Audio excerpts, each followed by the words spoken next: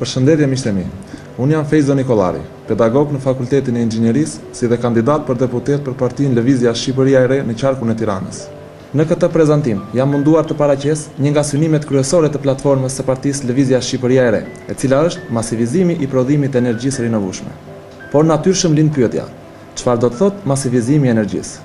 Ky koncept, edhe pse jo i ri, në rend global konsiston në përfshirjen e prodhimit të energjisë të gjithë stresave të shoqërisë, si në proces aplikimi individual, ashtu edhe në shoqëror.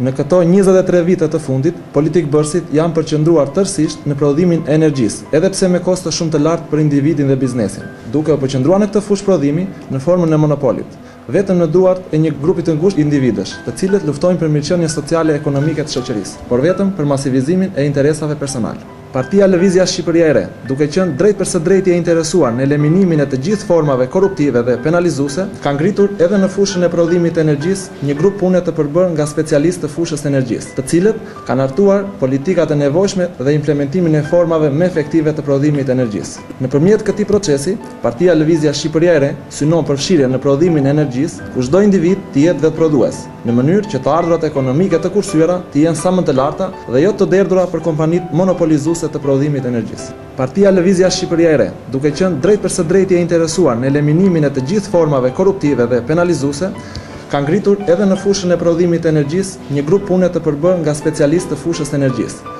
të cilët kanë hartuar politikat e nevojshme dhe implementimin e formave më efektive të prodhimit të energjisë. Nëpërmjet këtij procesi, Partia Lëvizja Shqipëria e Re synon përfshirjen në prodhimin e energjisë ku çdo individ të jetë vetëprodhues, në mënyrë që të ardhurat ekonomike të kursyeara të jenë sa më të larta dhe jo të derdhura për kompanitë monopolizuese të prodhimit të energjisë. Platforma politike mbi këtë fushë më shkas edhe nga pozita e favorshme gjeografike, si dhe klimaterike për propozimin e këtyre formave kryesore të energjisë. Duke marrë në konsiderat se vendi kategorizohet si një vend i ngrohtë, si dhe fushat blegtorale dhe bujqësore janë në zhvillim e sipër, ne propozojmë prodhimin e energjisë rinovshme nga biomasa dhe biogazi, si dhe me anë të paneleve diellore. Sfida e parë e madhe në jetë është të zbuloni se kush jeni, ndërsa e dyta, të jeni të lumtur për atë që gjeni. Të gjithë e duam diellin, por dim që është i nevojshëm për jetën tonë, por akoma nuk jemi të vetëdijshëm për sekretin që ai mban dhe rëndësinë e ekzistencës së tij, që është energjia. Për 4 vite të ardhshme, një ndër synimet kryesore të Partisë Lëvizja Shqipëria e Re përqendrohet pikërisht në shfrytëzimin e saj më optimal të formave të ndryshme të prodhimit të energjisë. Duke patur parasysh pozicionin gjeografik të Shqipërisë, e cila karakterizohet si një vend që bën pjesë në zonën e kuqe, ku gjatë një viti kalendarik ka të paktën 300 ditë me diell, një nga propozimet tona kemi përfshirë sistemin e prodhimit të energjisë me panel diellor, e cila siç njihet ndryshe me emrin fotovoltaik.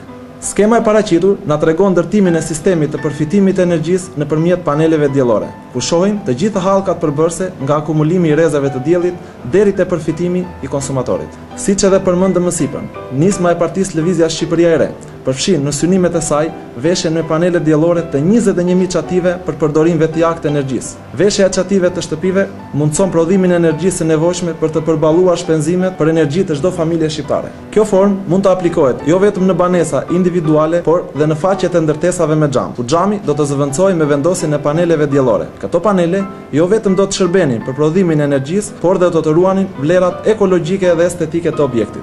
Gjithashtu një fushë tjetër shumë e rëndësishme e mbuluar nga platforma e Lëvizjes Shqipëria e Re është dhe asistimi dhe kreditimi nga shteti i fermerëve për ndërtimin e serave për prodhimin e energjisë, që shërbejnë njëkohësisht edhe për prodhimin e energjisë, edhe për prodhimin e perimeve. Çelësi i suksesit të presidentit Obama në prezantimin e platformës së tij politike ka qenë pikërisht implementimi i sistemeve të prodhimit të energjisë nëpërmjet paneleve diellore, duke garantuar ulje të kostove për çdo individ dhe prodhimi i energjisë së pastër. Siç mund të shihni dhe në fotot, format e përdorimit të paneleve diellore janë multidimensionale. Shfrytëzimi i hapësirave të hapura, mundësia e implementimit mbi lumi LAN në ambiente familjare e tjera, gjithashtu mundësitë e implementimit marrin edhe dimensione artistike, siç janë paraqitur në foto, në formën e një luleje, në formën e një peme në park, si dhe në shfrytëzimin e hapësirave publike, e cila tregon dhe rritjen e efektivitetit duke shërbyer si një mundësi për karikimin e baterive të makinave. Prandaj duhet domosdoshmërisht secili nga ne t'i japi vlerë votës së vet. Vlerat e këtyre sistemeve nuk qëndrojnë vetëm në përfitimin e ngushtë të individit për të maksimizuar përfitimin e tij, por gjithashtu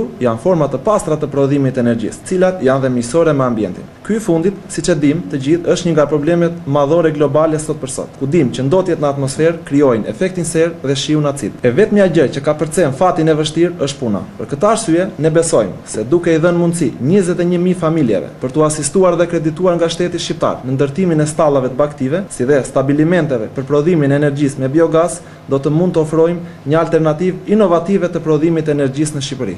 Futja e kësaj forme të re të prodhimit të energjisë jo vetëm ndihmon fermerët në përdorimin e mbetjeve organike për prodhimin e energjisë, por uljen e kostos individuale, por gjithashtu u jep mundësi në prodhimin e lëndës së parë të nevojshme për bujqësinë, pletë të pastër për një tokë bujqësore të shëndosh. Po ju paraqesim disa skema të ngritjes dhe funksionimit të sistemeve të prodhimit të energjisë nga biomasa dhe biogazi, si dhe format e aplikimit të tyre që nga kushtet familjare e deri tek fabrikat e mëdha.